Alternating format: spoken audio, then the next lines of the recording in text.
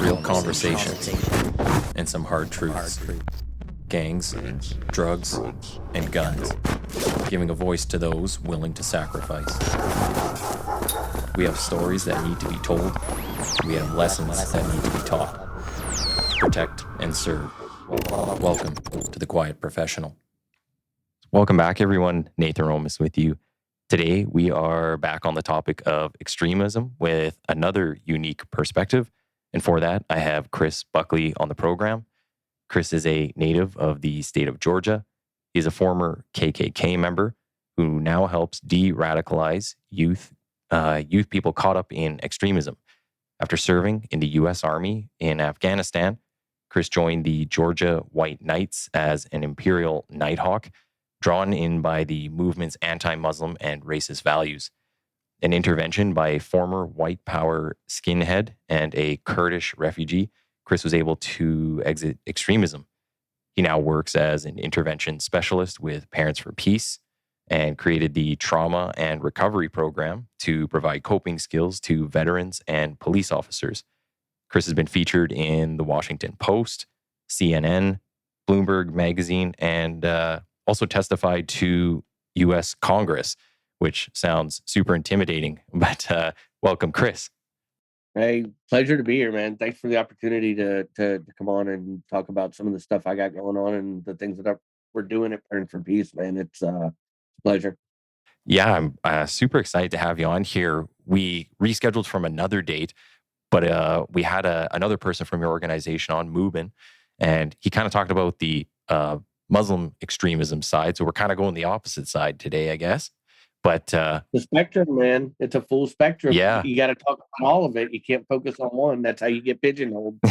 So it's I've really been looking forward to chatting with you, and we'll kind of maybe get right into it and talk a bit about you. So could you kind of start from the beginning and tell us about where you come from and what growing up was like? Yeah, so it was a cold, dark, rainy night. So like I was born in 1983 in Cleveland, Ohio.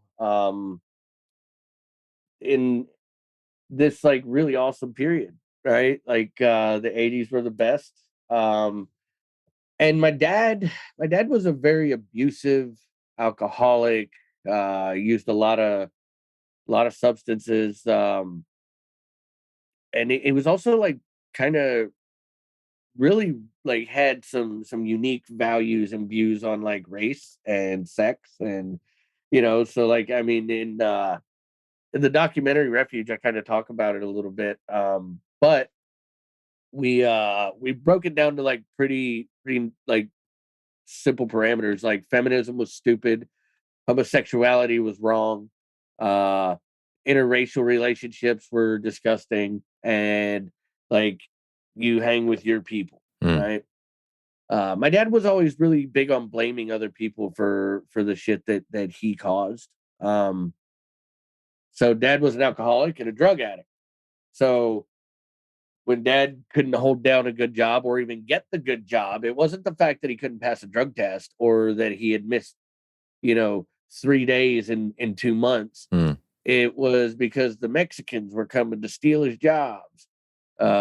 It was because, they work cheaper than we do, so they can pay him under the table and not pay taxes. And, as a kid in like, 5, 6, 7 years old, like what your parents say, man, like that's the gospel, man. You're learning everything from them. Also at a like really young age, I was molested for like a really long time. And I remember when I went to tell my mom about it, my dad overheard and he became irate. He was going to go kill this individual, um, who happened to be a very close family member on my mom's side. It was my uncle. And my mom freaked out. My mom was always really soft and like kind of like the attempted protector to like mitigate things. And so she told me that the only way to save my dad's life from rotting in prison and my uncle's life was to tell my dad that I was lying. So I got beat pretty good for that. And it really, I feel like that's the time in my life when me and my dad's relationship changed. I was always like feeling in the back of my head. My dad was 19, my mom was 16 when he got her pregnant. So my dad's mom made him marry her. She said, well, you got her pregnant, you're gonna marry her. So I always felt like I was resented, right? Like my dad was pissed off, like, you ruined my fucking life, dude. Like, so as a kid to feel that and to be going through like the abuse that you're dealing with, as well as watching the physical abuse and experiencing it while watching the emotional and the mental abuse on the rest of the family, like I was just a recipe for disaster from the start, man. And that's really interesting because like we deal with like I focus a lot on ACE scores, right? Mhm. So like we'll get to that later, but so fast forward to the mid 90s, one of the only real controls I had to kind of like combat the racist ideology that my dad had was that my friends group, the kids from the hood, right, were all really diverse. And like Cleveland, Ohio was segregated, and it's still kind of like that. I think it's kind of gotten better because of just so many people moving and just it blends. But Mhm. when I was growing up, the east side was predominantly black and what I'll refer to as others, which would be like Asian, Islanders, uh, you know, maybe Middle Easterns. Mhm. And then west side where I lived was mostly white and Hispanic. So for the most part, growing up all the way up until middle school, uh, I was sent to a school that was like 3 blocks from my house, man. And I would walk to school in the mornings, walk home, and I had a pretty cool like school setting. Like I mean, no adverse kind of experiences there. But come the mid '90s in Cleveland, Ohio, going into middle school, somebody at the school board and the city council decided that it would be really great to integrate the school system. Okay. And so they picked a lottery of kids from the west side and bus them like 3 hours across the city to the east side. Yeah. And they did the same thing on the east side and bus them to the west side. I can't really speak to the east side kids' experience on the west side schools, but I can definitely speak to mine. Mhm. Uh, so my dad was gone a lot because he would show up on Fridays, drop what money mom needed off for bills, and take the rest of his check and blow it at the bar for the weekend. And then he would stay gone for a week at a time, 3 days at a time. And usually when I seen him, he was broke and come home, usually beat up to sleep off his weekend. Mm. Um, and usually by about Tuesday, he'd wake up and realize that he didn't have a job no more. So he'd have to find a new job. So mom worked a lot too. She usually worked double shifts to try to offset like dad's bouncing around from job to job. Um, Now my dad, when he had a job, he was a super hard worker. I mean, he had amazing work ethic. It was just getting him there, right? And like the other stuff not being so important. So I spent a lot of time with my grandma, his mom. Uh, she pretty much raised me. She was mom, dad, friend. She was everything I needed, man. And so she was on a fixed income and she would save up a little bit every month. And at this point, I had never had a new pair of shoes. I'd never had new clothes. I was always in the hand me downs because I was the smaller one out of all my cousins. Uh, So, like, my cousin would get a pair of corduroys and he would hand them down. And by the time when he got them, they were like, when the next kid got them, they were kind of like, when I got them, they were just blue jeans. Uh, but like, so I never really got new stuff. I was always in hand me downs, man. And that was just life. That was life. Like, um, we struggled with like food, groceries. There were many a nights where the lights and the power were out because they just didn't have the money for it. Um, so I mean, we struggled. We struggled a lot. So I remember I always used to get this magazine. It was like the East Bay magazine. It had all the shoes and all the cool stuff and the sports gear, the Nikes, and all the new stuff that was coming out. And I knew that I could never afford any of that stuff, but I like to look, right? mm. I remember one day I was on my grandma's porch and it was summertime. It was hot, man. And we had just finished playing catch. We were all sweaty, and we're looking through the book, and I found the Air Jordan Jumpmans. Mm. And I was like, those are so cool, man. Like, nobody's got them yet. My grandma was like, what are you looking at? And I showed her, and she was like, what about those? Like, what is it about it? I wanted them. So she saved all summer the extra money she had out of her check, and she got me those shoes to go to school with. Mm-hmm. The first day of school was the first day of school at the new school on the east side. And man, I don't know what it was like for those girls in the 60s to have to walk into that school building. Mm. Right? But I know what it was like for me. And I didn't even really get into the school. So it was 6th, 7th, and 8th grade at the middle school. So I get off the bus. I got my fucking tongues of my shoes pulled out over my pants so everybody can see. You know what I mean? Like, everybody knows that, like, this is gonna be my parachute. Mm-hmm. Right? They'll cool, they'll know I'm awesome. And I was approached by about 7 kids. And most of them were 8th graders, Mm-hmm. a couple of 6th graders. And they said, well, what the hell are you doing here wearing shoes like that? And I was like, I have to go to school here. Like, what do you say to that? You know, it's Yeah, like, yeah. well, because I have to be. Trust me, I don't want to be. And it just turned, like, it really escalated really quick. And I remember I was beat up in the parking lot right beside the school bus. Oh, really? Right, and the bus driver just kind of looked out the door there and just pulled the door shut. Mm. And ignored the situation. I was held down. I was peed on. And I had my shoes taken off of me. And I had a pair of slides. I remember the slides, they were all blue and they had the Jordan logo on them. He goes, walk a mile in my shoes, cracker. Mm. And I got up and I walked home bloody and beaten that day. And I missed 181 days of school that year. Because as soon as the bus would drop me off, I would get off the bus and I would walk back home 181 blocks Jeez. in the city, across the Superior Bridge. That was my first experience with, like, racism, right? Not just hearing my dad talk about it, but, like, actually, like, being attacked because I was white. So most of this group, I'm guessing, is black kids? Yeah, they Oh. were black. There was one little Arabic kid with them. Mm-hmm. But he just kind of watched. Like, he didn't want to, like, but I mean, yeah. So I mean, I don't know what the So this starts to, I was to say, so this is kind of like the very beginning of maybe reinforcing some of the stuff your father had been saying. These were all confirmation biases for me. Yeah. Right.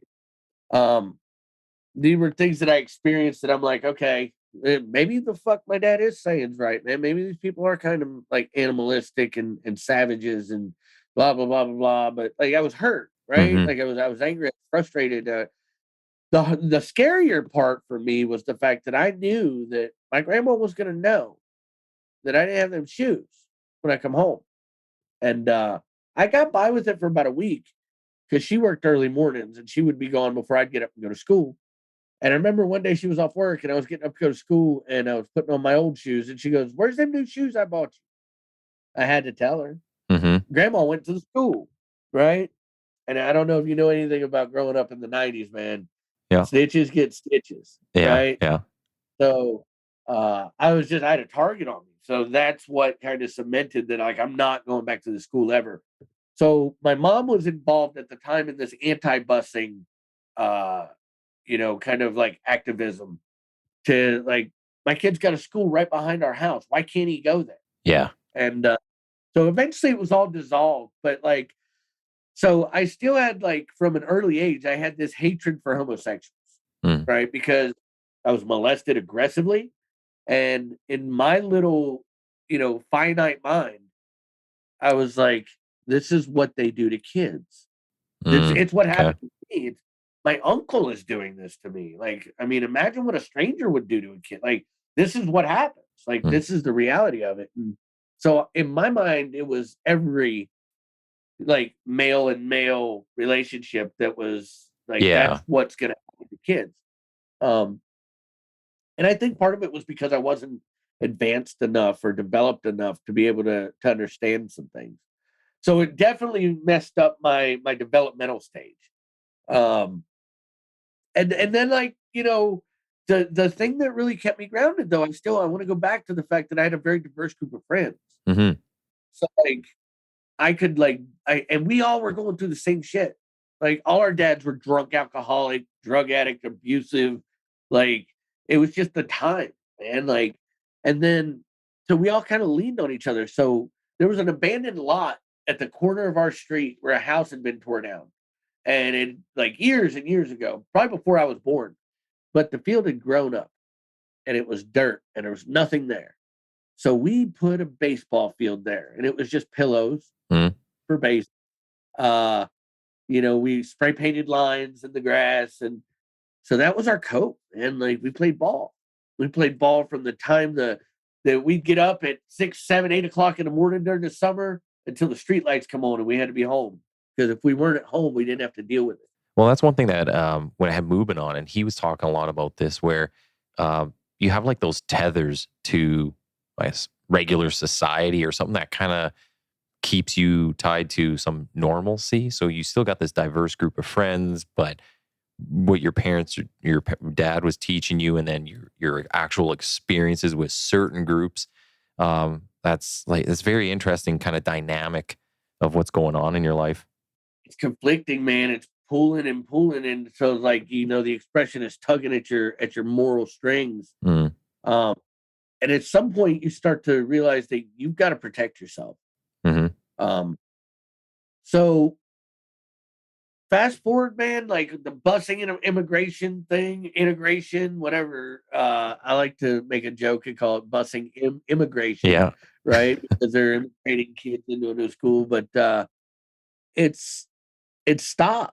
The parents that kind of rallied together and stood against it kind of got it abolished. So we started going back to our regular schools, but I mean by this point, like I had started to experiment with a little bit of weed. I was drinking a little bit with my buddy, my Arabic buddy Eddie. We used to sneak into his dad's cabinet because he was from Lebanon. And in Lebanon, at dinner, you drink ouzo, it's like a black licorice flavored Oh. alcohol. Yeah. And it's clear. It's awful, bro. Yeah. But at dinner, when I would go to his house for dinner, his dad would be like, "No, Chris, you drink this. We drink here for dinner." And I was like, "I'm not allowed to have alcohol." He was like, "You're here, you drink. You stay the night, right?" And I was like, "Okay, cool." So after dinner, we'd have a little buzz because we'd get that much in the glass, right? Yeah. That's a lot though for a 17-year-old kid, Mm-hmm. 16 kid. So we started, and my dad just he would come home and he would see that there was problems going on. I was starting to get involved with the wrong kind of kids. So he just packed us up and like overnight moved us to Southern Ohio where he was working out of town, and we went to living in this little dilapidated trailer because it was all that he could afford. Did he ever say anything about, like, so you say with this one friend who's from Lebanon, did he know him? Did your father know him? And did he ever say anything about having that one friend who wasn't white? So my dad was so like he was contradictory. He liked him. Yeah. Yeah. He liked him. Like he would let him come and stay the night at my house. I was allowed to go stay at his house. He took him camping with us. Huh. And I don't know like what was different about Eddie than other kids. I think it goes back to something that a really important person in my life told me not too long ago when I first started my journey out of all this mess. He said, "It's hard to hate something you know." Mm-hmm. I think that the fact that my dad knew Eddie and like it was hard for my dad to project his hatred onto Eddie. Yeah. Right. Yeah. So, but yeah, so we moved to Southern Ohio, 1996, the division series, right? The Mariners won that year. So everybody, it was super cool. Everybody was like me. There was like, and I kind of fit in really well because, like, when you move to a new school, kind of in a rural setting, and you're from the city, and everybody's like, "What's it like? Talk to us." Yeah. 90% of the people I talked to at that school had never left their county, Mm-hmm. let alone state. But yeah, so like I tried out for the baseball team. I did really good. Hell, I'd been playing it since I was 5, right? So, I kind of fit in there. I tried football. I sucked at it. I didn't like getting hit. And I was really good at track. I ran the 300-meter hurdles and the 4x2 and the 4x1, Hmm. the 100-meter dash and the 200-meter dash. So, like, it was a really awesome experience, man. And a lot of people look at high school and they're like, high school sucked. High school sucked. Like, it didn't for me, right? Like, for me, it was good. I had a lot of really awesome friends. I didn't do really great with the girls because, like, I was kind of small. And I had big ears. I still have big ears, so I put fucking plugs in them to kind of take away. But yeah, so I mean, I remember like scouts would come to the school and they would watch the seniors and the juniors play baseball, and uh, in my junior year, and the coach was like, Buckley, if you really work hard and really put that effort, you could go to college. Hmm. And my dad, I was talking to him about it. He was like, you got to go to college. You got to go to college. And I was just so angry, like, and just such a defiant kid that I seen the army recruiters and everybody come into the school, and I was like, all the girls just crowded them, Oh, yeah. and I was like, that's what I want, man. Like, I just, I as a puberty age, like hormone raging kid, I was Yep. like, that's what I need in my life. It's all them girls. So I was like, fucking, I'm joining the army, man. And I joined the army and I never looked back. Did your family say anything about that, or they like it, or? My dad hated it. Oh, really?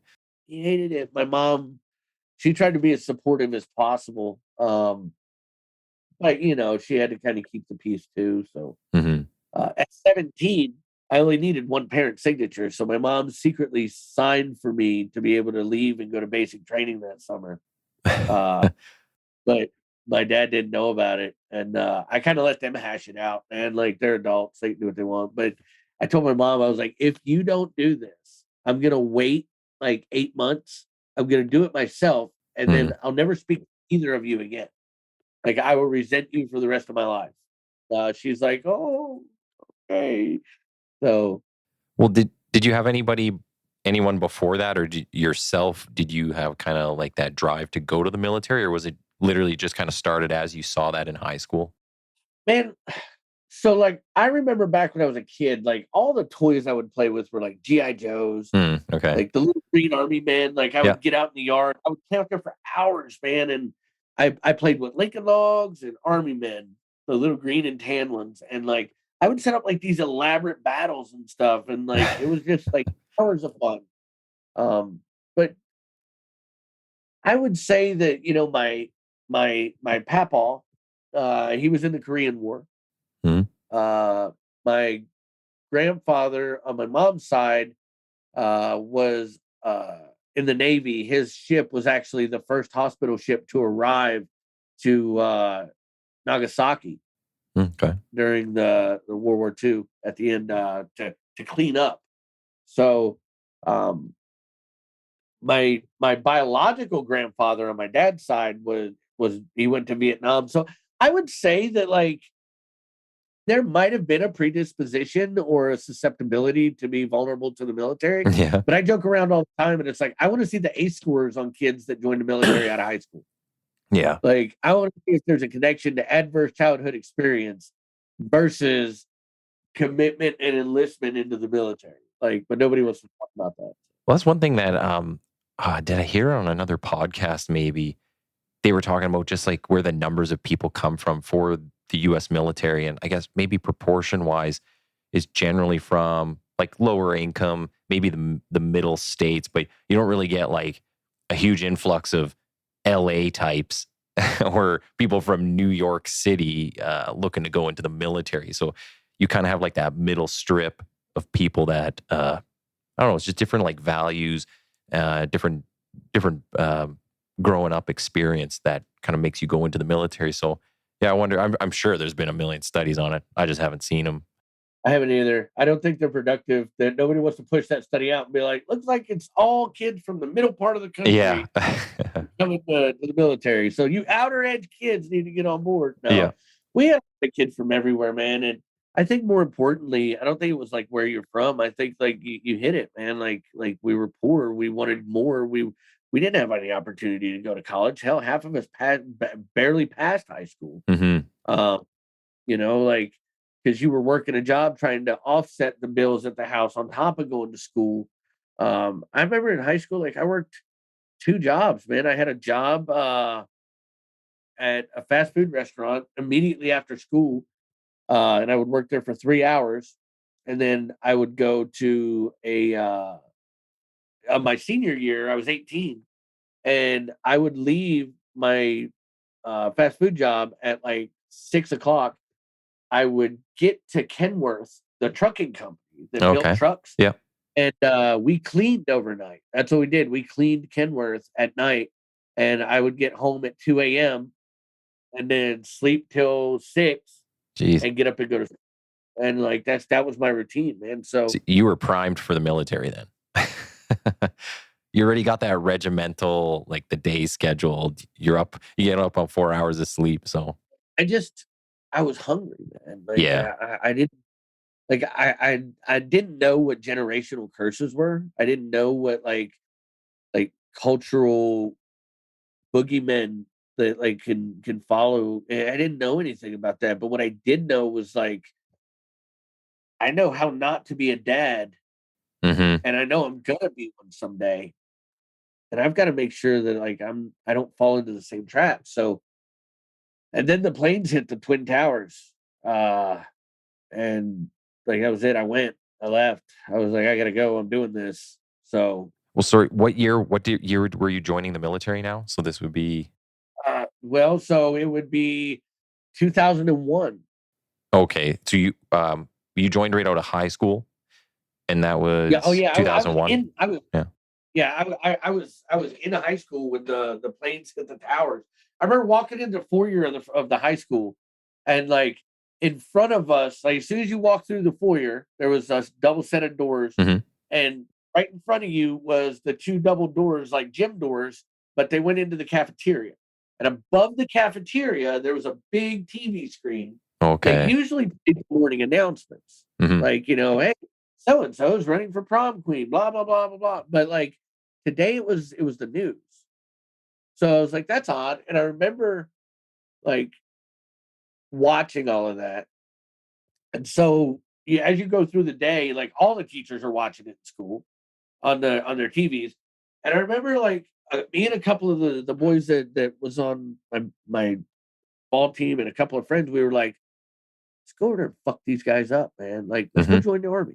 Yeah. So that's what we did. And uh, me, buddy of mine, David, um, another buddy of mine's brother, Randall, and we all joined. And we all got separated, and that was the catalyst for me. Like, it was a revenge thing. Like I've got to revenge. I've got to cement my like something just drawed me that like that's what I had to do. But at that time, because you were talking about how you had a friend as you're growing up who's from Lebanon, so he's that Middle Eastern culture, and now you see this happen with the Twin Towers. Are you thinking this is like a Christian versus Islam thing, or is this a white versus brown thing, or is it just No, it was whatever that group is doing it? yeah, for me it was just it was a terrorist attack from Mm, somewhere in the Middle East, and like we've got to get our get backs. We got hmm. like, and I want to be part of that. Okay. Like um, it wasn't racist. It wasn't like there was no earmarks of anything. Like I didn't say I hate Muslims, Hmm. but I can look back now and be like, that's kind of around the time I started because then you start to learn that it was an attack by Afghanistan Hmm. after we realized that maybe it wasn't an attack by Iraq, blah Yeah. blah blah. So um but the common theme was like, hey, it's the Muslim country. They hate us because of our Western values. So it was more of a I would say that it was a patriotic thing. Like I wanted to defend the values of America and like Hmm. do what all the other servicemen and women before me had done And when it was time to go and answer that call, I wanted to be the first one in line to be like, "Hey, this is what we do, man. This is Yeah. what makes us we're a volunteer military." Yeah. So, kind of walk us through, like, you sign up for the military, you're young still, but you and a few Yeah. buddies join. So how does that kind of progress? So that progressed pretty neat, man. We did what we called the delayed entry program, where you go and join your junior year. You go to basic training between your junior and senior summer, come back, do your senior year, and then you go off and do your advanced training and advanced individual training, and Mm, go off to your okay. unit. Uh, the funny thing is, we thought if we all joined together, we could all stay together, and that didn't happen, right? So, like, Yeah. um, so I met this dude when we went to reception. Reception is where you go to be issued all your gear, all your haircuts, your shots, uh, and meet your drill sergeant for the first time. I Mm, went to Fort Leonard Wood, Missouri. We called it Fort Lost in the Woods because it was out there. Um, and I met this dude, man. It was super cool. He was um, just an old little Christian fella, man, from Dry Ridge, Kentucky. I don't want to throw his name out there because I want to be respectful to his parents, but man, we really bonded, man. We got together, and in the words of Forrest Gump, he taught me about God. I taught him about, like, being molested and having a bad life growing up. Jeez. Uh, Quite the dynamic. yeah, it was, but Yeah. like, we bonded over a lot of things, sports. Hmm. He was from Kentucky, I was from Ohio at the time, which it was right there. Like, I was on the border of Kentucky and Ohio. Hmm. My unit that I was assigned to was actually in Ashland, Kentucky. So, but I hadn't been there reporting yet. So, but yeah, we really hit it off, man. And then, like, turns out that when we got to our units, he was in the same unit as me, and, like, we spent our entire military career together, man. Like, ATs, travel, and I really got close with his family. And, like, it got to the point to where, like, on holiday leaves and stuff, like, I would spend time with his family Hmm. instead of mine. Um, and so we start with, like, I noticed as soon as we got to basic training that um the language used to describe our enemy was very derogatory and dehumanizing. Like, From him they called it, no, or no, from, like, just the military? military itself, Oh, okay. right? So our drill sergeants never referred to them as Afghan soldiers. They referred to them as camel jockeys or sand N-words, Hmm. uh, Hajis. And so, like, it was bad, man. And like, that's when I started. I didn't think nothing of it. Like, I even started using the language, Hmm. right? Like, I was, "Yeah, we're gonna go over here and get us some camel jockeys and send them to Allah on their Haji trip," Mm. uh, and I just wanted to. I don't know why, but, like, that testosterone and that anger and that aggression, like, it was starting to come to the surface, right? And it was encouraged. Like, they want you to be violent. They want you to be efficient and able to do your job. And I just, like, I never really met anybody from, like, Afghanistan or Iraq, and I know that, like, I had Eddie, he was from Lebanon, but, like, he wasn't a Haji, he wasn't a Muslim, he wasn't I mean, he was a Christian, Mm. so I don't know, I just I found myself, like, we would talk and it'd be like, I really hope I get to kill one of these guys. Mm. Like, I want to be the one to, like, be like, I got one, right? Um, and then, like, when you would start to do, like, you would have your pop-up targets on your lanes, your rifle training, Hmm. and those were all the green silhouettes that would pop up. You had Fast Freddy at the 50 meter, and then, like, you had the 100, the 150, 200, all the way up to 3. And those were just silhouette targets, green plastic silhouette targets. But then when you would go through and you would start to do things like dismounted engagement, Hmm. right? All the paper targets you shot at was a Muslim man with an AK-47 pointed at you, Hmm. and, like, his traditional dress, like the man jammies is what we would call it, the headpiece, and you would just, like, there was never like, a counter message of, like, somebody there with a bottle of water. Mm-hmm. Like, here.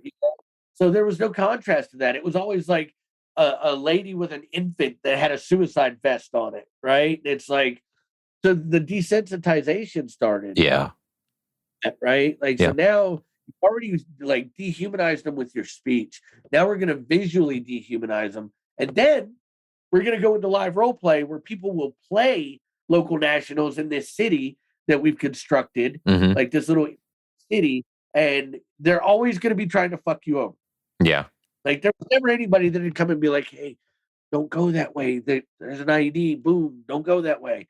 Like, they'd always be like, oh, yeah, go that way. And then they'd be the one that set off the IED. Or, like, there was just no friendly interaction.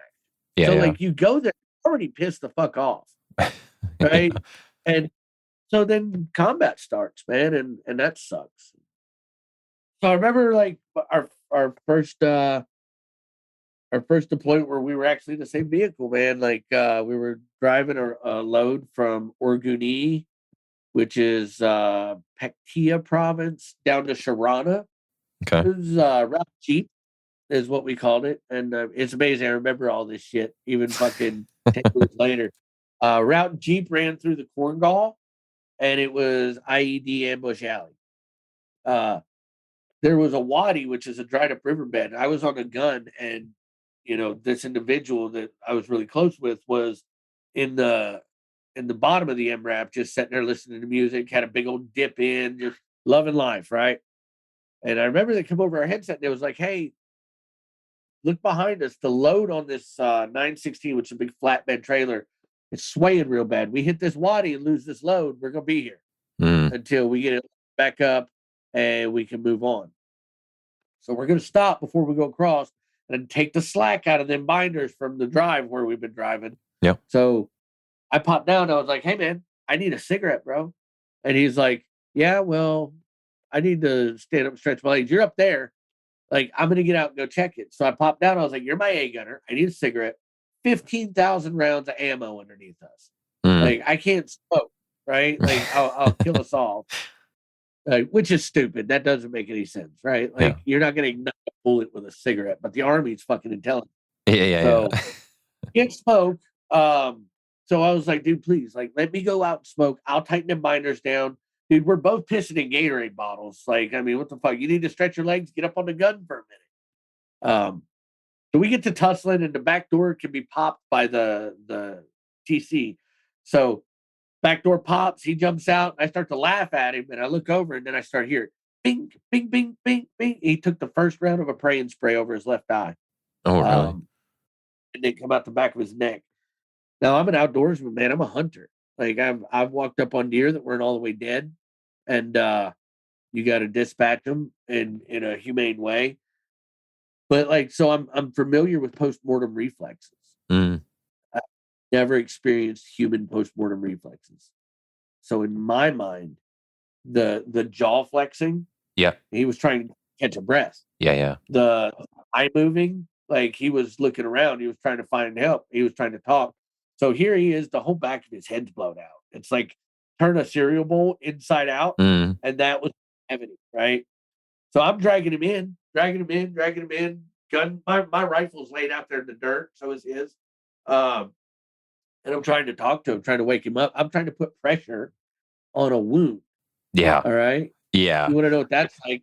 Throw a vase in a pillowcase and shatter it, and then try to, like, hold it together. That's what it felt. But it was wet. So, yeah. So, I mean, like, I remember the same hatred at that moment. Because, like, once you start to put two and two together, like, fuck, he's dead, man. Like, he's dead. And that person meant a lot, right? Like, just strictly platonic. Like he was just like, we've been through everything together. Yeah. It was my brother. And I felt that same hatred in my stomach start to bubble for Islam that I felt for homosexuals, because both of them had harmed me in some way. And then, we get back, and, like, I've still not spoken to his family. I'm just saying, traumatized the fuck out of me. So I get home and I go National Guard, and a month after I get home, I got home in March, at the end of March of 2009. I got through April with nothing, right? Like nothing happened. It was pretty laid back. I was readjusting. May of 2009, so that's 2 months later, we get activated to go to Jackson, Kentucky, right? To provide humanitarian relief. There was some bad storms, tornadoes, floods. And on the way back from that, the back axle on my Humvee snapped and I flipped it going down the highway and broke my Jeez. back. So here, welcome opiate painkillers. Oh, okay. So like, I mean, that's kind of where like the secret ingredient, I think, or the missing ingredient kind of like I was going to become a hateful extremist either way, I think. Right. But then you kind of take away that inhibition and lower your critical thinking and your judgment by introducing painkillers. And painkillers do what they always do. They escalated into stronger painkillers. Yeah. Doctor cut me off. I started to seek them out on the street, realized heroin was cheaper. And then like I realized I just don't feel anything ever. And I want to feel something. A buddy of mine tricked me into snorting a line of meth. We thought it was China white heroin. And I was like, I've never done that. It's gonna be amazing. And turns out it was meth. Jeez. And I went out. We went out and partied that night for the first time in like a year. And I was like, I love this shit. Yeah. Like, this is what I be on, right? So yeah, that'd be quite the party. was. And so then I just started to like the anger and the hatred and the frustration that I had towards myself, right? Because like it was my job to protect him and I failed, right? And the anger I had towards the people that did it to him, which I mean, I had a really close local national friend while I was there. He was a tailor. He'd sew all our uniforms, and I built a relationship, a bond with him. His name was Abdullah the Tailor. I don't know what his last name was. It was the Tailor for me.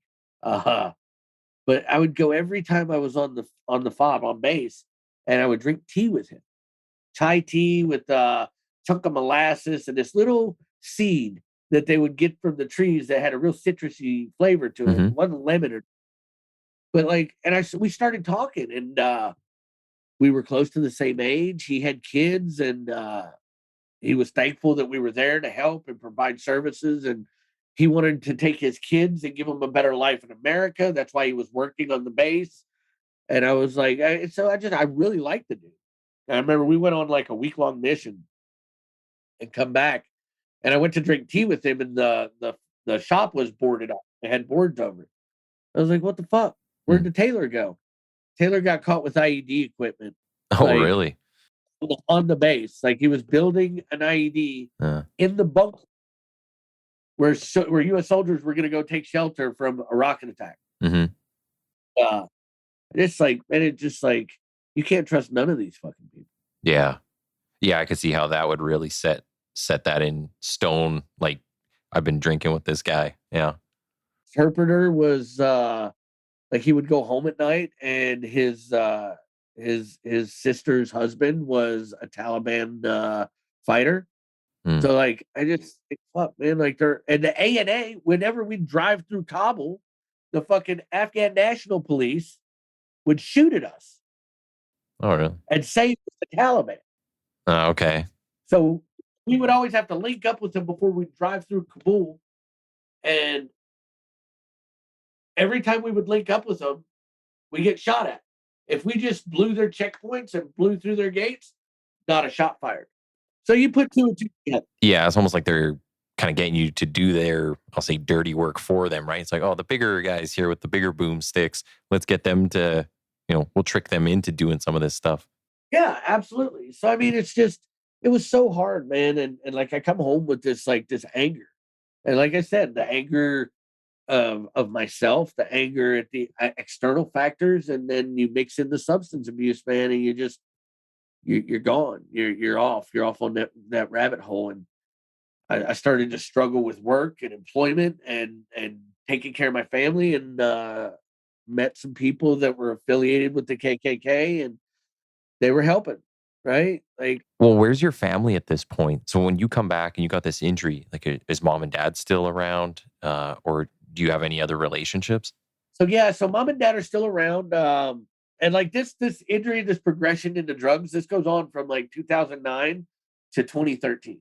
Mm, Um, my mom and dad are still around. Uh, they come and got me after I healed up enough to be able to take a car ride and brought me home to them. But like by that point, man, like my dad would just do really stupid shit. Like him and his buddies would get to drinking and think it would be funny to fill up an oxygen, like or fill up a balloon, like one of those big like punching balloons that had okay. the rubber band. He would fill those with oxygen, and then he would tape toilet paper to them and like run them out of ways, and he would light the toilet paper, and then it would explode, like Oh, it would really? break the house, and like for somebody to just come back, like you don't do shit like that to them, and they would laugh their fucking asses off about it. Yeah, yeah. So I had to, and I remember my wife started having seizures, and me and my dad had a physical altercation, and that was about 8 years ago, and I haven't really spoken to any of them since. Oh, I'm so sorry. So you come back, you're dealing with the substance abuse. Your parents are still around. Where you get married in this time? So yeah, so while funny, so like while I was in Jackson doing the humanitarian relief, I met this amazing woman, dude. Like she was like I couldn't think about anything but her. Mm, And like I found myself telling my commanders in the morning, I was like, "Hey, can I have route 2?" And they'll be like, "Why?" And I'm like, "I don't know. I just know it real well. I'm comfortable with it." yeah, yeah. But she route 2, right? So like she couldn't get off of her property because they had these swinging bridges that they would have to walk across, park on one side of the gorge, walk across, and then their house and everything on the other side. So the bridge walked out. Mm, So like we had a pulley system rigged up. I could hook like, a case of water and a box of MREs and I could pull it over to her. We would stand there and talk. yeah, yeah. And I went down that route one time and they had a makeshift bridge. They were able to get out. I was like, fuck, well, there she goes. She's gone. I'll never see her again. And I seen her in the gas station that day. And I didn't realize she was behind me. Um, I went to turn around and she goes, and she had two big ices. Like I Mm. remember they were blue ices. And she just slammed into me and looked up and was like, oh my God, and ran out of the store. And here I am covered in blue icy in my uniform. So like I go to the counter. I was like, dude, I'm sorry. I'll pay for those. Like, whatever. Mhm. So that night I seen her at the motel where we were all staying at. She she had come with a friend with the intentions of like, I want to see if that guy's there. Mhm. And like me being a guy, like me seeing her, like we fell in love the day we met each other. We fell in love. And so I finally talked to her and I had to take the convoys back that next morning. So it was May 21st, 2009 is the day I met her face to face and talked to her. And May 21st, that evening, I was going to take the convoy back because we were done with our tour down there. Mhm. I was going to get my car. I was going to drive back up and we were going to spend the weekend together. Um, on the way back is when I broke my back. So it took a few months Jeez. for me to get there. We got married the next year on the anniversary of the accident. We got married because that was the day we met. So Okay. So from there, when you got together with her, does she know like a lot of I'll say like your thoughts, stuff kind of percolating and things from overseas or your history with your dad? yeah, so like I'm a very well, I was. I've kind of learned that there's power in transparency, right? Mhm. So I'm a very like open person now, but then I wasn't. So she didn't know about my addiction. She Mm. didn't know about the type of people my parents were. She didn't know about like the way I grew up or the molestation or anything, Mhm. right? She just knew she loved me and I loved her. And over time, like we've been together for 13 years. Um, within the last, I'd say 5 to 7, like I've really opened up and started to talk to her about everything. And so no, she just kind of got like baptized by fire and was like, oh well. So like she would know by like things that I would say. Oh, okay. Um, Just kind of getting the like hint, right? Like little things dropping here and there. yeah, she knew. Yeah. She knew, man. Like, but I was never like, so there's like, this is really, it sounds weird, but like, I was, I hated homosexuals and Muslims. Like, that was my focus. That's what I wanted. I didn't have a problem with blacks. I didn't have a problem with Mm. Jews or Hispanics or none of that shit. Right? Like, I didn't care. I hated Muslims because I felt like they were killing our boys overseas indiscriminately, and they were trying to implement this Sharia law here in the United States. Like they were Hmm. flooding in here by the thousands, building mosques every couple of miles, and it was scary to me. Yeah. Um, and I hated homosexuals because, well, we discussed that, but I just like I don't know when it got sideways. Like I don't like. I remember like we started struggling. I had the issues with my parents. We moved to Georgia. Um, and then like that's where I just started meeting folks, man. And they were like, "Hey, man, here's a bag of clothes for your kids." Like we went through and cleaned some of our stuff out, man. Just just have them. And Okay. like I did a lot because I was struggling to buy clothes for my kids. I was struggling to keep food on the table, and they didn't approach me and like they people hear the KKK and they think they show up to your door in the middle of the night, robes and pointy hats with a torch. And they don't, and they're just a dude at work who's like, "Let me help you, bro. Like cool. Like I got you. We'll figure this out." So it's like the slow, methodical drip kind of integration. Yeah, and then like they find out what it is. What are your grievances? Yeah. And like I didn't hesitate to tell anybody I couldn't stand Muslims Mm. or that I hated homosexuals. I didn't call them homosexuals at that time, right? Like Yeah. that's or I was like, I had a very different descriptive term for them, Yeah. but it was the anger, it was the hurt, it was the hatred talking. So eventually people pick up on things and they're like, "Hey, man, you got to come to a barbecue. Bring your family this weekend, man. I want to introduce you to my friends, and they're really cool. And he works here. He runs this place, dude. He can get you a better job, dude. Like come and meet him and talk to him, and we'll get you a better job. And then on top of that, I'm already like full blown addiction, Hmm. and fuck, most of these guys are addicts too. So now I've got a group of using buddies, a group of buddies that are helping me like generate more income than I was, a group of people who are helping me take care of the needs that I have that I'm unable to meet, Yeah. right? And like in no way am I blaming anybody but myself for not being able to meet those needs.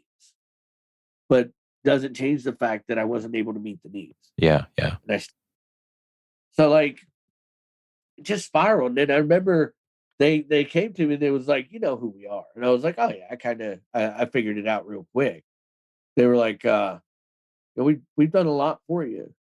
You you wanna patch on?" Mm. And I was like, "Fuck yeah, man. I thought you guys had never asked." Yeah. Right? And I was privy to like the inner workings of the group. I think part of it was like the mystery, right?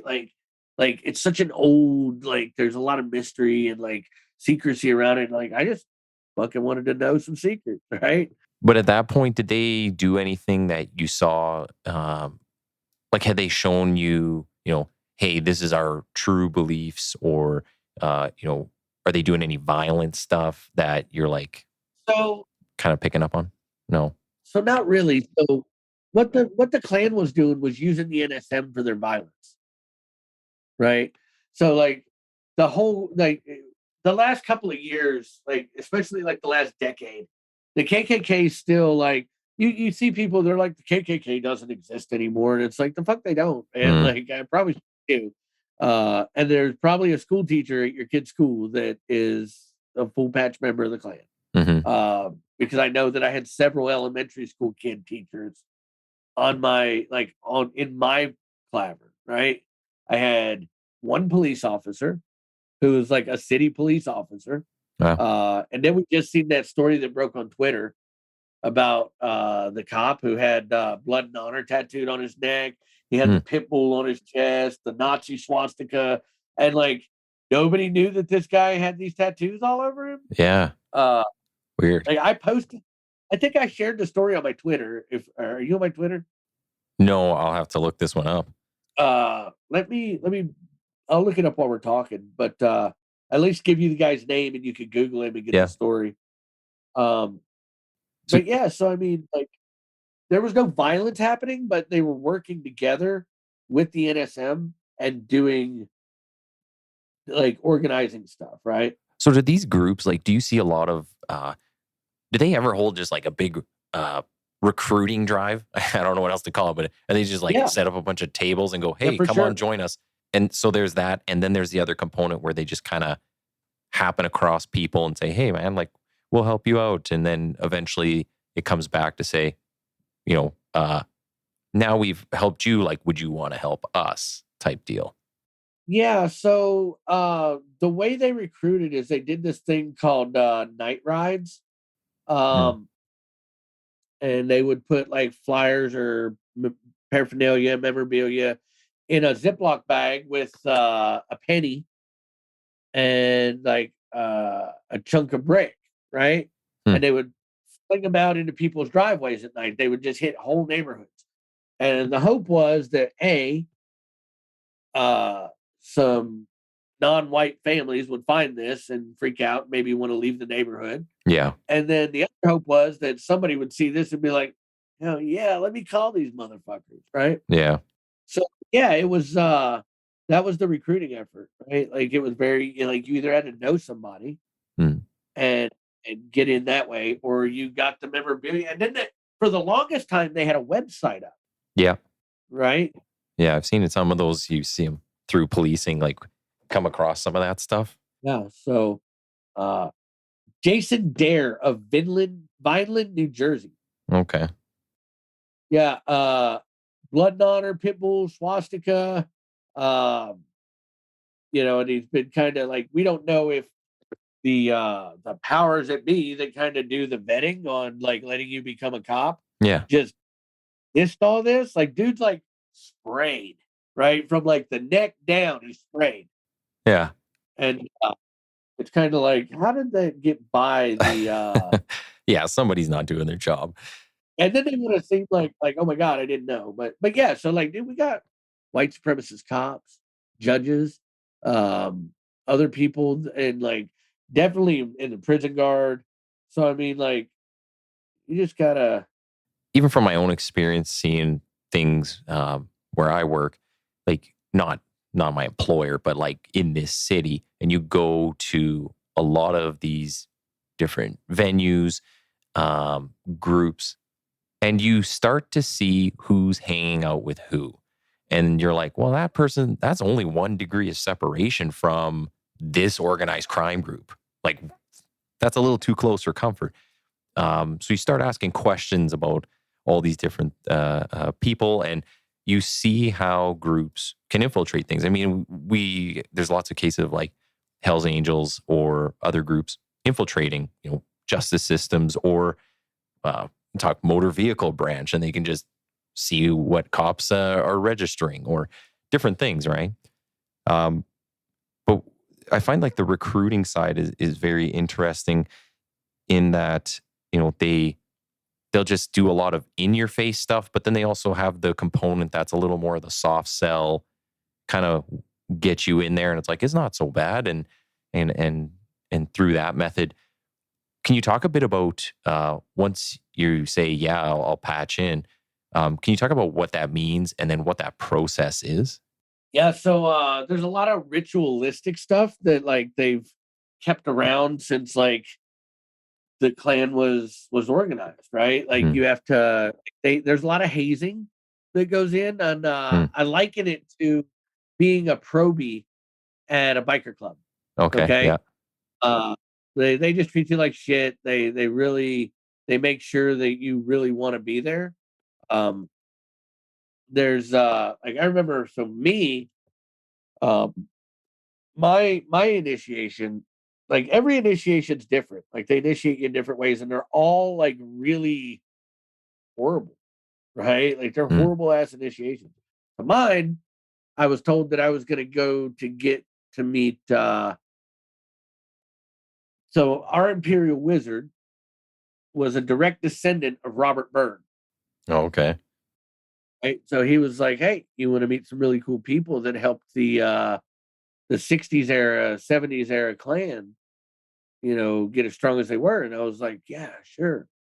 So we get in the truck. It's me, the IW, and a couple of other like ranking members, and we get to this barn. And I remember they shoved me to the ground and tied my hands behind my back and put a hood over my head, like a black hood. They took me to this barn barefoot, and I know that I was in the barn because like I could feel like the straw that I was walking Yeah. on, and you could smell it. Yeah, and you were just looking at the barn, and now you're into the barn, right? They sat me down in a chair. It was a wooden chair, and they tied my hands to the back of the chair behind me. So I'm sitting there like this with this hood on my head. And I remember the hood was ripped off, and there was like 9 people that were there, and they were all in their robes and their hoods, and they had their masks down. And they were like, "Can't believe you got him to come in here. He doesn't know we know yet, does he?" Hmm. And I was like, "No, I know you guys know what? Oh, dude, we know you're a fucking cop. We know you are. Hmm. You've been being a cop. Like we've only let you know what we wanted you to know." And then they lit their torches. They were like, "We're burning this whole fucking barn to the ground, and you're just going to happen to be in it." And so they kind of like squirted lighter fluid in a big circle around me, and lit the lighter fluid. And I was like, "Fuck, oh my god, I'm going to die here. Like I'm gonna Yeah. like this is it." And here I am pleading and begging and I'm crying. I'm like, "I'm not a fucking cop. Like I can't stand fucking right. Like blah blah blah blah blah." And this goes on, and I got smacked around a little bit, and there was a gun brandished, right? And like they put the gun in my mouth. And I still remember the way my teeth felt on the metal. It's like it's one like you'll never not remember that experience. And they pulled the trigger and it went click, and then they all started fucking laughing. And then they took their mask up and they were like, "Welcome to the Brotherhood." And there was only a patch of fucking straw around me, right? Yeah. Like the rest of it was dirt. It had been raked back. It was soaked with water. So like they weren't going to burn that barn down. But Hmm. like I was terrified. Then they put you on your knees, and the Imperial Wizard gives you your oath. You know, I realized if I ever turn my back on my brothers, I will die a traitor's death at the hands of my brothers. So like you're terrified into not leaving. And Yeah. so my military background, like my ability to use, maintain, and train on firearms was like unparalleled. And I was led into the initiative that they were getting the younger kids because they had their own youth program, right? Mm-hmm. Where kids you be 16 and you could join, but you couldn't become a full patch member until you were 18. Okay. But they were telling them that they wanted them to go join the Army or the Marine Corps or this or that. And then when they got back, to bring that training back to the group, right? They couldn't have any tattoos on them that were identifying. So you had any rebel flags or fucking like KKK or racist tattoos, you weren't eligible for it. But that was the cream. That's Yeah. what they wanted. Like you were seeing these guys like evolve their recruitment tactics. And like I say this all the time. I've dealt with military recruiters and I've dealt with hate group recruiters. They have their own branch Yeah. of recruitment. Like that's what they do. They create paraphernalia, they create propaganda, they create like narratives, and then they also like go out and they try to meet a quota. Dude, these hate groups, I would say their recruitment practices and standards rival that of any military recruiter I've ever met. Do you see, was there like maybe a prototypical person that they would look for? Or is it just, we'll get anybody in here that we can trust? So we'll get anybody in here that we can trust, but like there at the end, they really started to focus on kids Yeah. who like who had issues, right? Like, think about all your shooters over the last 10 years, right? Yep. What was the common thread with all those shooters? Yeah, all the youth. Right. They were all the youth. They all had some sort of mental health kind of situation going on that was either untreated, undertreated, or mistreated, Yeah. right? And then like nobody knew anything. Oh my God, like they're a great kid. We didn't realize that they were gonna like, nah, somebody did, right? So now you're starting to see these hate groups target these kids, Mm-hmm. right? You look at the Nashville shooter, you look at the Top grocery shooter, you look at the like all these shooters, Yeah. right? All these white supremacist shooters over the last decade. There's a common theme, right? They're not all kids. Some of them are adults, but they're absolutely 100% invested into the ideology because I mean, there's histories of mental health. Yeah. And ASD is one of the things that we're really starting to see because kids with ASD see like everything in black and white. So it's easy to once that person with autism buys in, or like severe ADHD or whatever the mental health issue is, once they buy in, then you got them. You can send them into any church, school, wherever you want, and they'll shoot the place up because they're willing to talk to that cause. How long were you in total, like as a member? So I patched in as soon as I got out of the army. I still had a moral conflict with being a part of a hate group while I was involved in the military. So I ETS'd and there was zero accountability to the military. Okay. Then the addiction spiraled and I just kind of like shifted right into that. I think a lot of it was from like a need of belonging, a need of like having a war to fight. And what better war to fight when you're a drug addict racist than a race war, Yeah. right? So I mean, it just like the ingredients were right, the temperature was right, and it just happened. So while you're in there, in this group, what are kind of is there like ongoing requirements of you? Is there meetings? Do you got to contribute in any way?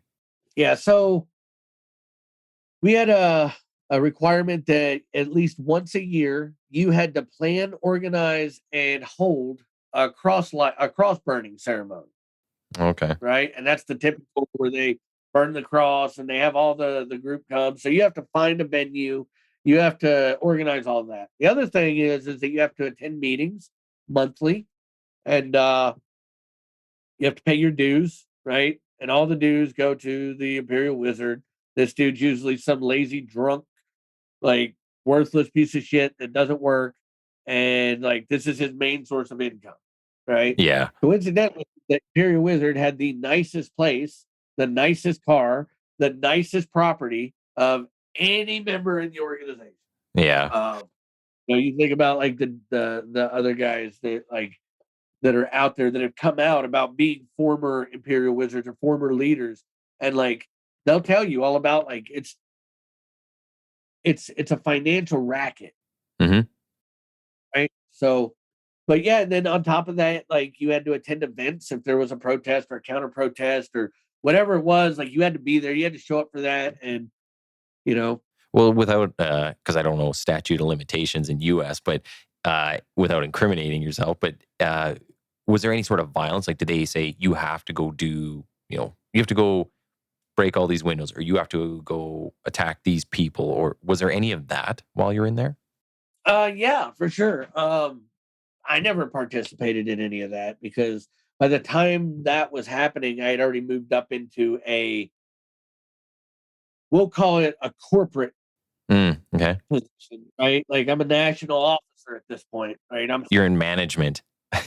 Yeah, I'm in second command of like the entire Georgia and United States faction, but I was just in charge of like security. So like I would plan security for rallies, like if they were having a cross burning ceremony, I would I would take care of other things, but like there were the state, so the national level sends down guidelines to the state level. The state guys the Grand Dragons and you know, the lower levels, them guys all kind of do their own things, Yeah. right? So if you put out like orders of like, hey, we want you to plain clothes, uh, find out and attack members of the LGBTQ community. Just give them a good thrashing. Don't kill them. Don't severely wound them, but just kind of smack them around a little bit. Mm-hmm. Go break. Hey, listen. I know for a fact, 2 neighborhoods over, there's a black girl and a white guy date. Go bust her windows out, right? So I mean, like that stuff happened. The most notable violence was Charlottesville, Okay. right? Yeah. Where they showed up to Charlottesville. The KKK would usually show up to like Selma to like protest the civil rights march across the bridge, the reenactment. Um, it was just a lot of like antagonization, mostly, Mm. right? We don't want to start violence, but we would want to have a justification Yes. from provocation that would allow us to kind of like use the law in our favor. Well, you know what? We see this in with police a lot, where you'll get somebody who gets up in your face, they'll put the finger in your face, they'll be calling you all the names, and they're doing everything because they want to get you into that fight. They want that reaction. Meanwhile, their friend is standing right there recording it, and you know that you're the one who's got something to lose, not this guy who's in your face. So yeah, it's a similar scenario. Absolutely. That was the policy that was set down was like, hey, like you don't ever throw the first punch. Hmm. You don't ever So you can look like the victim all the time, right? it's victim you victimize yourself, Yeah. right? By you know, you get the other person to engage you. Once they engage you, like, you know, it was mandatory that everybody at least had a knife and pepper spray on them, Hmm. you know. Um there's a documentary out. Like I didn't go to Charlottesville. I was working on like I was getting out. So like I was kind of separating myself from the group at that time when that happened. But if you watch the there's 2 documentaries that are really good to watch. One of them is called The Fight for White Supremacy. It's a BBC documentary. Um, I'm actually in that documentary as like, you know, a black robe Klansman. Um, and then there's another documentary called Meeting the Enemy by Dia Khan. Okay. And it kind of shows a lot about like how this group was working. Like, hey, you don't attack nobody. But then they got one Klansman who's got a knife out. He was like, I was aiming to gig him, blah, blah, blah. And it's like, you know, fuck, man. Like these guys go with the idea that like they want to do violence, but they have clear rules of engagement. Um, but yeah, so I mean, and then you know, everything just kind of fell apart. I hit my disillusion phase and I realized like my wife kind of gave me an ultimatum. She was like, I'm done with this. She was like, you're either going to choose me and your children or you're going to choose your drugs and the Klan. Mm. And like I had this sobering moment. I was like, I've got to figure this out. I don't want to lose my family. Right. Well, where was she in this whole process? So, I mean, you're in this organization, you're moving up. You know, kind of want to talk about the dynamic with her, but then also what it was like with your kids. So I'll start with the kids. I Hmm. got super lucky. Both of my kids were so young that they don't remember anything about it. Like CJ was 4, Myra was like just born. Um, so like CJ's 11. You know what I mean? Like Yeah. so like we've got our new documentary that came out called Refuge, by executive producer Katie Couric and Aaron and Din Blanken or Aaron Bernhardt and Din Blankenship. It just released March 24th on streaming, Vudu, iTunes, Google, and Prime, I think, Okay. Amazon Prime. So it kind of follows my story of like after my addiction, uh like how I kind of went through and you know made rectification of like all the stuff that I've done. But yeah, so my kids didn't remember much, nothing really at all. But when my son watches the Refuge documentary, he's like, "Is that me?" And I'm like, "Yeah, buddy, that's you." And he's like, "That's crazy. Like, Yeah. why was I doing that?" And I was like, because I was doing that. He's like, man, I'm glad you don't do that stuff anymore, Dad. Mm-hmm. So like, my kids bounce back, not through any less effort of trying to make sure that they had the resources to bounce back. But so my wife was just kind of like, she was the only person in my life that didn't give up on me and knew that like this wasn't who I was. Mm. Right. Like even when I had given up on myself and started to try to push everybody I cared about away, my wife was like, absolutely not. You will not push me away. And, so my wife was like quietly behind the scenes this whole time trying to find somebody to help. Like, who do you go to? Like, do you call the FBI? Do you call, is there somebody out there that like helps these people like this? Yeah. And there wasn't. There really wasn't anybody. So she stumbled upon uh, a story on YouTube about Arno Michaelis, Mm. right? And Arno was one of the founders of the Hammerskins in Milwaukee in the mid 90s. Really violent white supremacist neo-Nazi group. That's quite the name. He was also the lead. Yeah, they were also he was the lead singer of a white power band called Centurion. Mm. And so he was kind of like coming out telling his story about how he changed his life and like what helped him change his life and the stuff that he had done. And my wife stumbled upon that and somehow she got an email for him and she reached out to him and she was like, listen, we have to save my husband. Like, I need you to help. And she didn't really expect a message back, but she did. She got a reply back and he was like, look, I'm on. Like, let's do it. Like, I'll help any way I can. And he actually Wow. flew all the way from to Georgia to come and meet me. And the really cool thing was that like he told me his story, but he didn't tell me that he was there to kind of try to help me leave the KKK. So no pressure, nothing like that. Just telling the story. He asked me how I felt about being an addict. Like, do you enjoy it? Like, are you okay? Are you happy? And he knew the answer because he himself was in recovery from alcohol. Mm. But I just told him, I was like, dude, I want nothing more than to be sober and to not feel like this. Like, I hate this. Like, I'm miserable. And there's a really powerful picture of Arno hugging me on my front porch steps, and you could just tell that I was just broken. Mm. And he was like, we got to get you sober, homie. We've got to get you sober. So that started that process of like sobriety. Once my mind cleared and the fog lifted of like addiction and like you started to have like moments of clarity and then more moments and then specific like you remain clear, like then I could work on like getting my heart sober. But I still had this really nagging hatred for Islam and the homosexuals.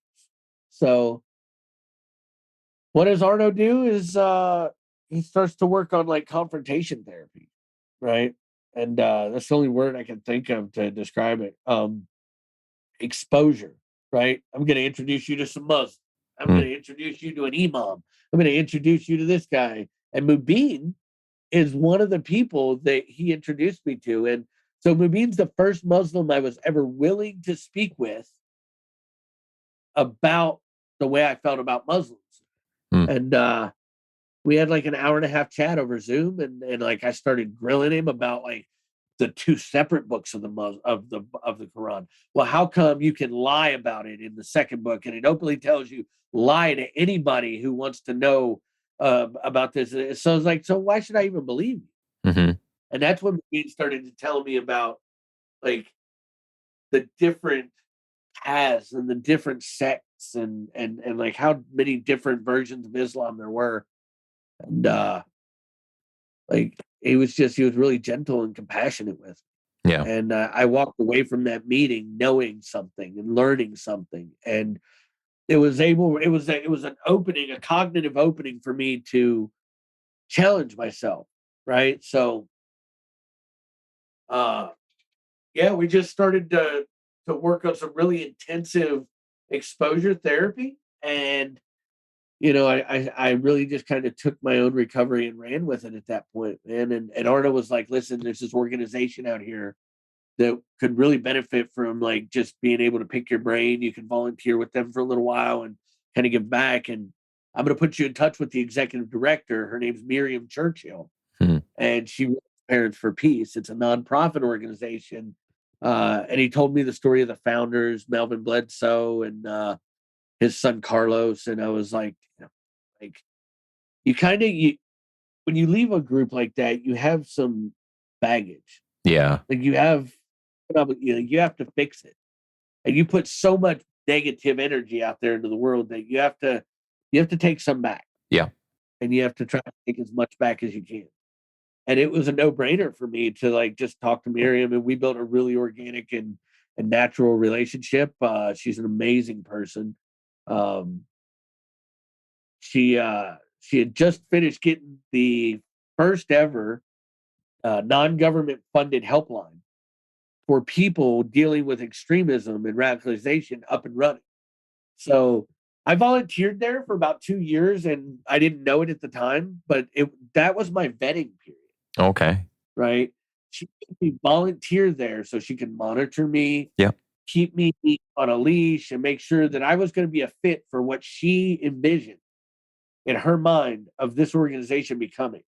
Um, and it was 2019. 2017 is when I got involved with Parents for Peace.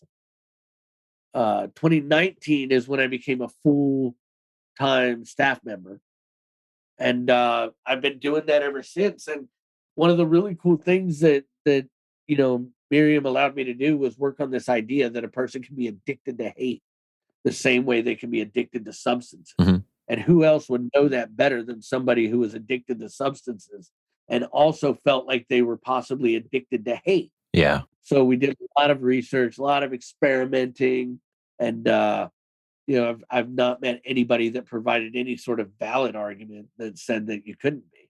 So, I created this program called the Trauma and Recovery Program based on a 12-step approach. Mhm. It's a very moral cognitive approach to self-reflection, introspective, uh, self-driven recovery. Um, but it also takes into account the fact that like the parts of our brain that are addicted to substances are also the same part of our brains that are affected by trauma, Okay. right? That part of our brain, your amygdala, your nucleus accumbens, your prefrontal cortex, like all these parts of our brain are similar response mechanisms. So you get the craving, Yeah. then you have release, and then you have the come down period, and then you have the re-engagement period, and then you have the craving, and then you have so we just to make sure that we were on the right track. We sent me to like a 7-month trauma studies class with Oh Dr. wow. Basil Vander. And he's like the leading trauma clinician in the world. Like he's when people talk about trauma, Basil Vanderkolk's name is in the same sentence. Yeah. Um, so like I learned so much about trauma and how it affects the body. And like I've got all of his books up there on my shelf. He's a genius. Um, and then I decided that the best way for people like me to do the work that we do with interventions and like kind of mentoring people is to look at what we see a lot of, and we see a lot of mental health issues, Mhm. right? Like big portion of the cases that we get that people refer that call in are suffering from ASD. They're on the spectrum. ADHD, oppositional defiance, depression, anxiety, trauma. I can't say it enough. Um, that lead people to these preconceived vulnerabilities.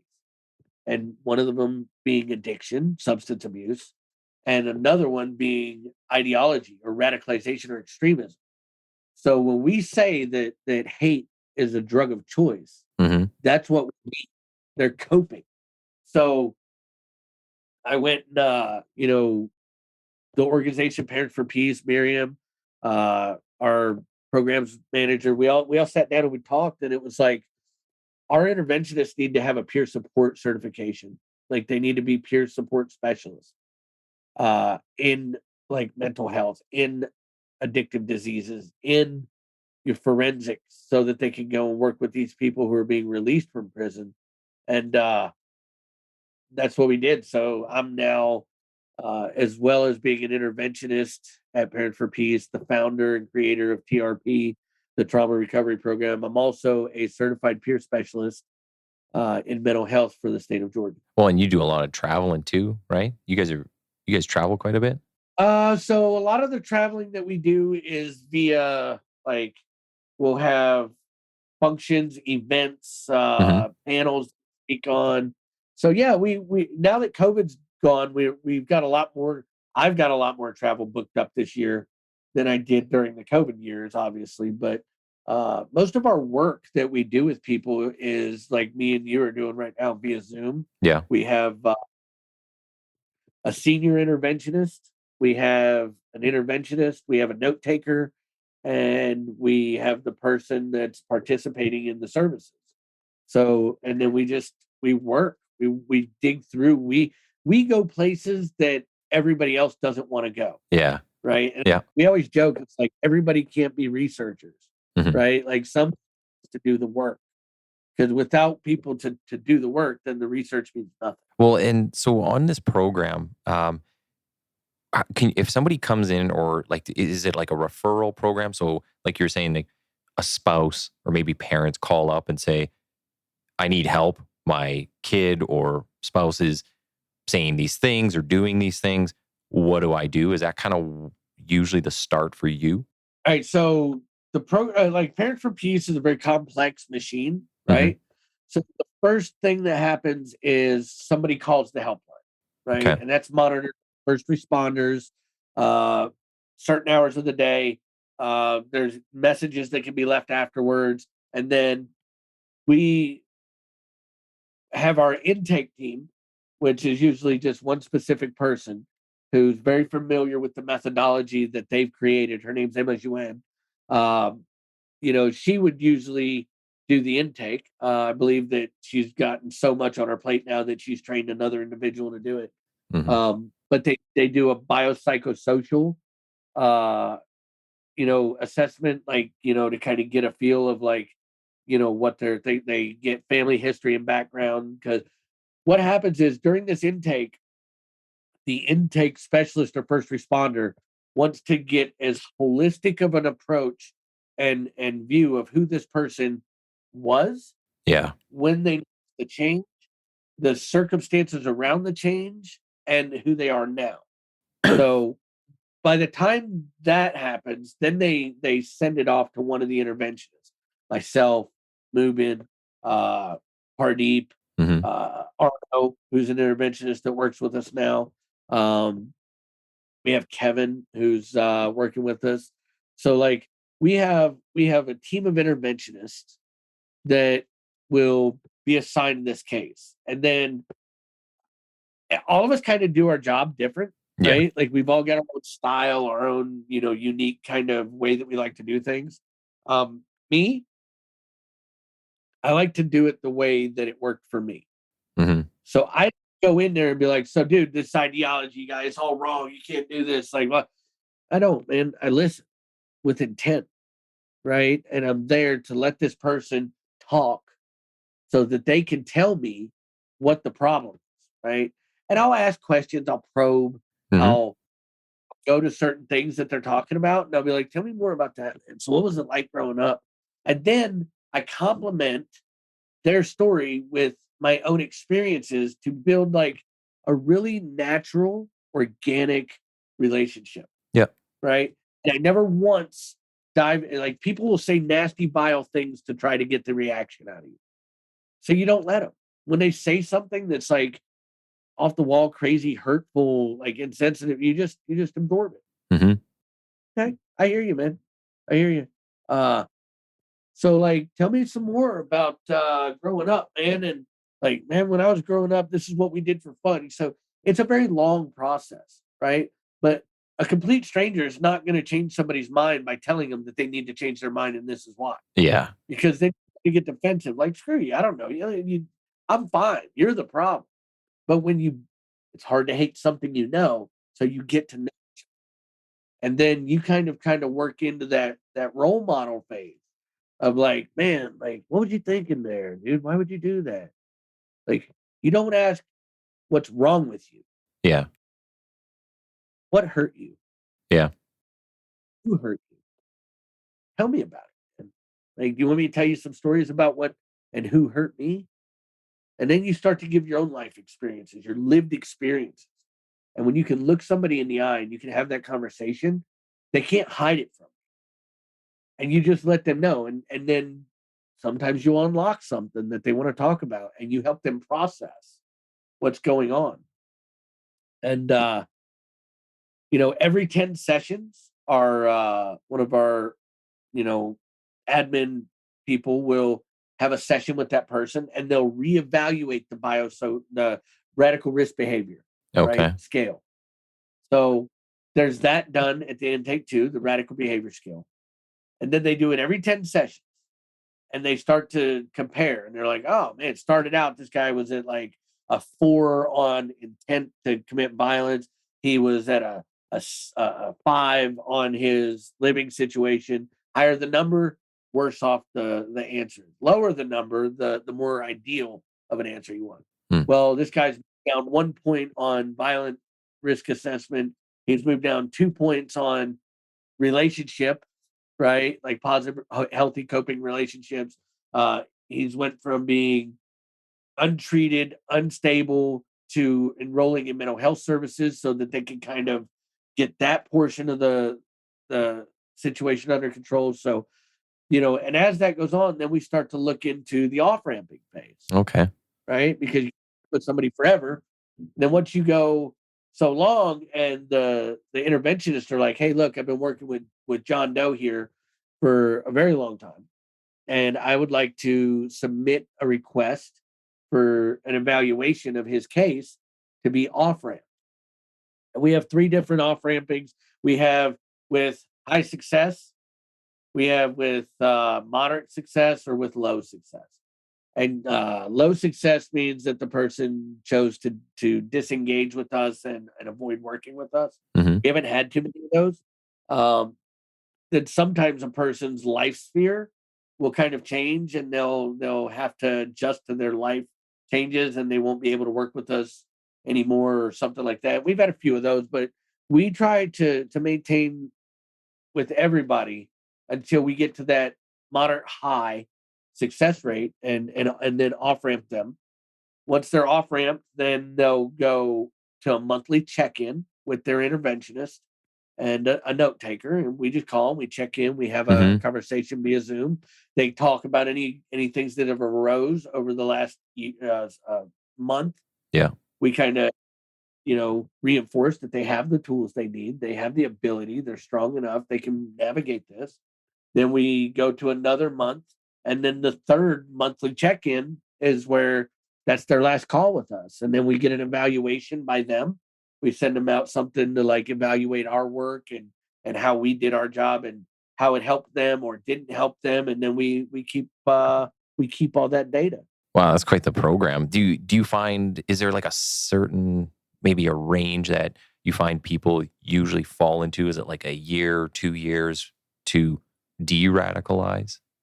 So I think that the first year is like your most crucial, right? And we've got cases that we've worked on for 3 years now. Oh, wow. And we've got cases, sometimes it takes a year, right? We've got over 50 active cases right now. That and that's done every, like, that's our weekly caseload, our bi-weekly caseload. So I mean, every individual is different and their level of severity is different. Yeah. So I think that question is like asking like a mental health professional, Yeah. like, oh, so you know somebody who's suicidal, is there usually like a certain time frame where you notice like, oh, they're not suicidal anymore? And it's like, I wish there was. Yeah, you can't put a time on it. Do you guys, do you have any like referrals or anything that or anything that comes up that you end up interacting with police on? Like maybe if somebody just starts regressing and you're like, hey, red flags over here? You need to like pay attention to this person. So we have had referrals from the court system. Hmm. We've had people be referred to us because they've had an interaction with the FBI, Yeah. and we're on the FBI's radar as like an organization that's doing amazing work. And you know, the FBI can't really get involved until there's criminal Yeah. activities. So like, but they can do like a meet and greet, a knock. You know, just come by and do a friendly knock on the door and be like, "Hey, man, you know what you're doing? Knock it the fuck off." Yeah. And in the meantime, we would kind of like for you to reach out to these people. They're going to help you. And I mean, like, you know, I'm sure Mubin told you on his podcast, like, I know 100% certain that we have prevented shootings. Yes. We have prevented the things that are in the news, and we don't run around and talk about it. We don't like, hey, look what we did. We just do the work. Yeah. And it kind of hurts us sometimes because we're not advertising. We're not out there doing like all these interactive like stuff. Like we're just so focused on doing the work because it seems like nobody else is. Every other organization out there, it seems like all they're focused on is fluffing their feathers and talking about.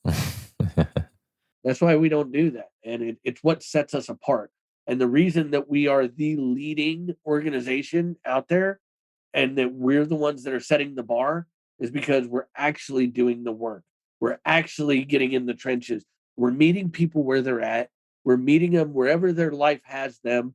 And we help them from that point on get from where they are to where they would like to be. And sometimes we don't get to do it with the individual. Sometimes we just have to work through a liaison, the parents, a girlfriend, a family member, a friend, and that's how we do our intervention. We're so good at what we do, we can do secondary interventions Yeah. without ever having the person interact with us. So I mean, like, that's something in itself, man. Well, and like we were kind of saying just before we fired up the recording was how you have other groups come along and try to imitate, right? And I guess you can take that as flattery, but you even see that in among all kinds of social agencies, whether they're shelters or addictions counseling. There's, so many of these groups, and it's like, well, who's helping, right? Like who is actually getting it done? So yeah, I think some of the stuff I've seen you guys post it's pretty incredible work, and I mean, I'm a fan of the work. I think it's some awesome stuff that you got going on. Yeah, that means a lot, man.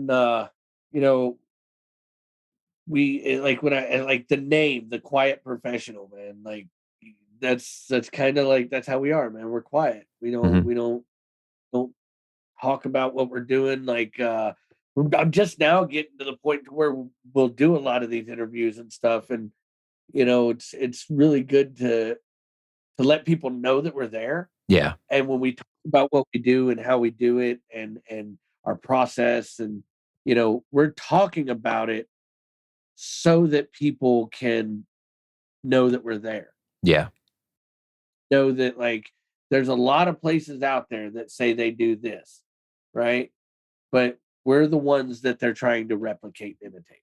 yeah, yeah, 100%. And the quiet professional name is just for those kind of people, right? It's not saying that you don't ever want recognition. I mean, everybody wants to know that at some point you're doing a good job and people appreciate it, but it's for the people getting the work done, right? You're in the trenches. So we're kind of come up on the end of my time here, but I want to make sure I give you a chance to say how people can follow you and your work and Parents for Peace and everything you're doing.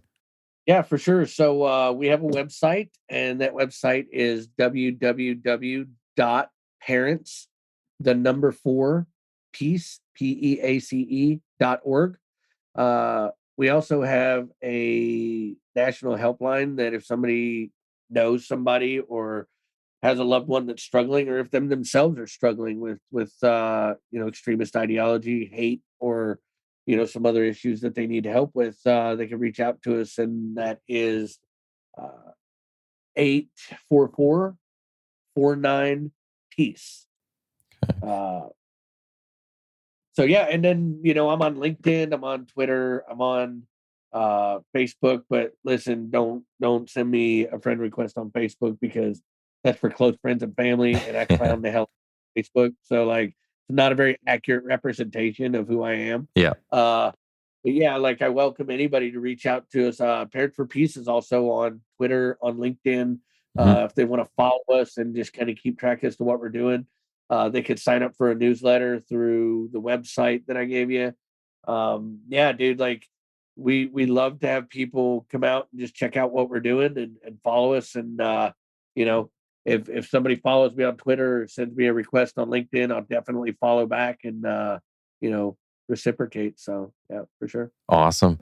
Well, I want to say thanks for coming on. I think you guys are doing important work. I had Moving on a little while ago. We got you on. So I'll see who I can pick off next from the organization and have them tell their story. Oh, dude, listen, like, the next person you got to talk to is my dude Pardeep Kalika, man. Uh, he's taught me a lot about how to do what I do. So in term of mentorship, and Mhm. somebody that I extremely admire, and the dude's amazing. I suggest you reach out to him, and I'll Awesome. shoot you his email, and I'll let him know that you're going to reach out, and hopefully you can make that happen. But Yeah. that'll be an awesome episode for you, bro. Cool. Well, thanks for coming on. Just hang on the line for 2 seconds. Let's say bye offline. But man, much appreciation for coming on here.